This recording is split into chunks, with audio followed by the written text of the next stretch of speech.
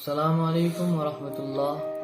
دوستو، سردیاں آنے والی ہیں اور سردیوں میں موسم کی تبدیلی کے امراض کے لیے میں لے کر کے حاضر ہوا ہوں شربت مرکب۔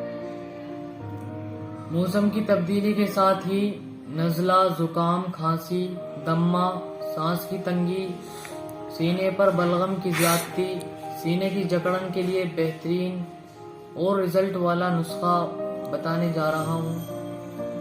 تو آتے ہیں نسخے کی طرف۔ اجزائے نسخہ: برگ، بنفشا، عناب، سپستہ، اڑوسا، زوفا، ملیٹی۔ ہر اجزاء کا وزن 50 گرام۔ پانی 3 کلو میں بھگو دیں۔ تمام ادویات کو 12 گھنٹے کے بعد جوشاندہ بنائیں۔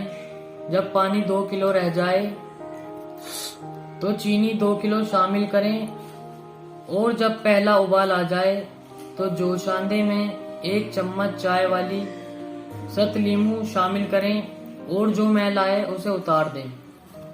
جب شربت بن جائے اور تھوڑا ٹھنڈا ہونے کے قریب ہو تو ست لومان 1 چمچ چائے والی ڈال کر مکس کر دیں۔ جب نیم گرم رہ جائے تو شربت میں ست پودینہ باریک کر کے شامل کریں، اور شربت ٹھنڈا ہونے پر خشک بوتل میں ڈال لیں۔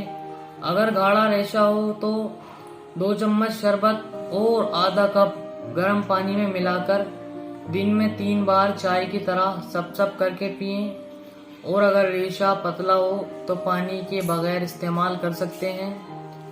اس شربت کو نزلہ، زکام، کھانسی کے لیے استعمال کریں اور ہمیں دعاؤں میں یاد رکھیں۔ السلام علیکم ورحمۃ اللہ وبرکاتہ۔